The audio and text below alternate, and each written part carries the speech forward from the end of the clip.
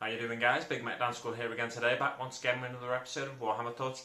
Today's video is going to be a little different from what you're used to. I'm going to be building this guy. It's one of the Space Marine Heroes miniatures from Series 1 of Heroes, focusing on the Ultramarines, that were exclusive to Japan but are now available globally. So stay tuned for more.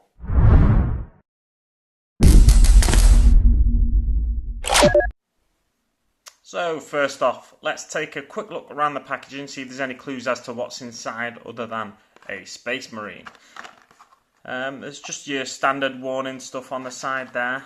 On the back here we've got the build instructions, or I don't think it's a full build instruction, otherwise I'd have to show you what Marine was inside.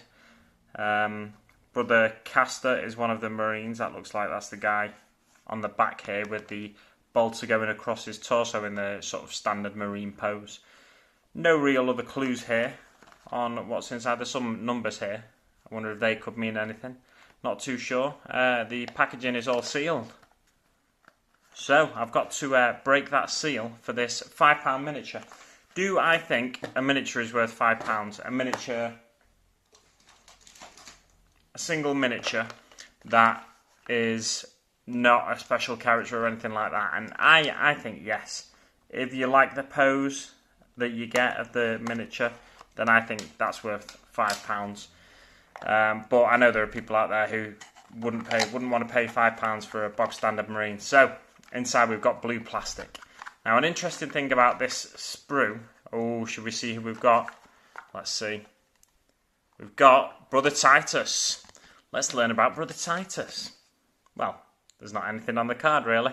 I don't know what any of this means. I may have to read any literature that's inside to find out. Looks like there's a little booklet in there. I imagine that's got the build instructions and stuff as well. Now this. The interesting thing about these sprues are that they're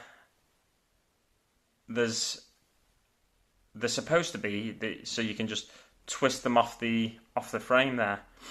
So I'll be giving you a quick rundown of how I feel about that. Let's take a look at his face there. It's a pretty cool face. He's got a helmeted head as well, so I've got two options there of how I want to have his head. What are these here? What are these? These little dials with arrows on. I'm very confused as to what they are.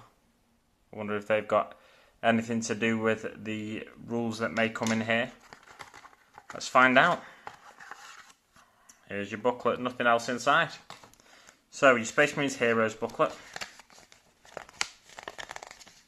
Oh, well, that's interesting. I was expecting... here we go.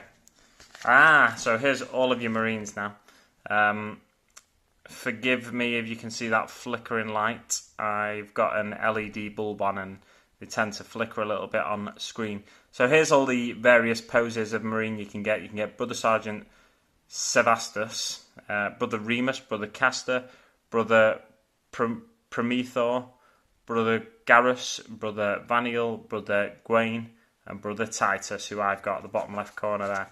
And then you can get Brother Captain Thrasarius as well. I was hoping to have him, but because I'm just intrigued as to what it looks like more than anything, I'm sure I can find out on a YouTube video.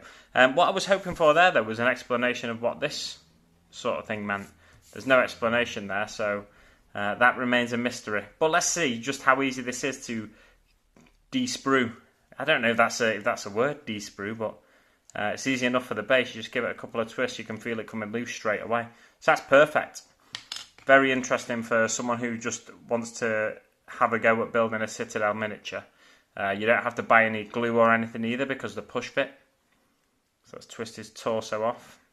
Let's take a look now at his torso, because I want to see what sort of mould line that leaves. Yeah, there's a big sort of line there. I do have my mould line remover here to clean up as well. So there's big sort of chunk of plastic on there. I'll be trying to clean that with my nail, but to no avail. Let's give his arm a couple of twists. Oh, this one's a bit tricky because it's got a few areas of attachment. There we go, just push that one off there. And let's see if we can push it off at the front of the gun there as well. So you sort of have to force your nail into some of these, or if you've got something else. I mean, I've got a knife here that I just used to open the box, and I've got my mould line remover which I could use, but I'm just experimenting really to see how easy they really are to just twist off. What I'll probably do is just build him without cleaning the mould lines, just so you can see him built and completed. And I'll compare him, might as well compare him to a Primaris Marine as well.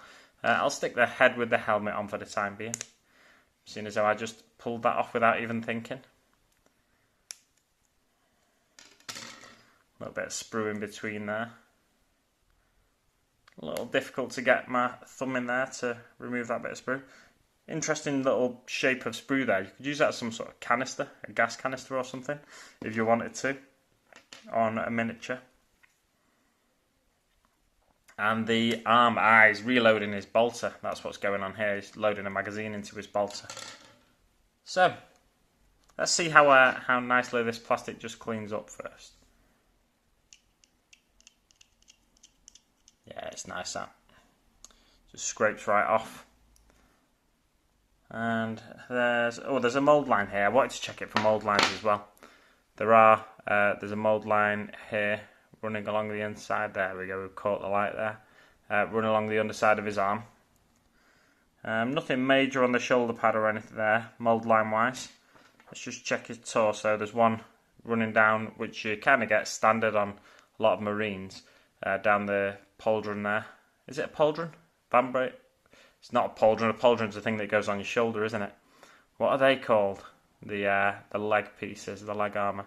Yeah, there's a mould line there, but again, I think they're nice and shallow, these mould lines, so they're not going to take too much cleaning. I think I'm even getting rid of that one with my nail, to be honest. So it's quite nice. I'm not getting rid of it at all. I just I turned it into a position where the light wasn't catching it so much. So let's see if we can build it. Might as well use the instructions, eh? So, body to base first. Interesting. His toe is on the base there, and the rest of his foot's on the miniature here. So let's just wiggle it on. It's a nice little base there. Sort of gives you a real narrative of the fact that he's on the battlefield. I waffle on about narrative in a lot of my videos. But it's because I think, there's always a story to be told with miniatures and miniature wargaming. So it's important to me, the narrative. I'm not the type of person that writes loads of their own fluff, but, just to come up with a few key factors of why your army plays the way it does, or why your one of your characters has certain war gear or something like that, then I think it always adds to the flavour of a force for me. Here's the other arm here. Well, that was easy, wasn't it? He's complete now. Just needs a few mould lines cleaning up and stuff, but that was really easy. So £5 for this miniature. I think that's worth it, like I said earlier in the video.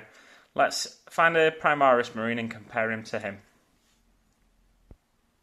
So I've got a couple of miniatures here we can compare him to. First of all, a Death Guard miniature.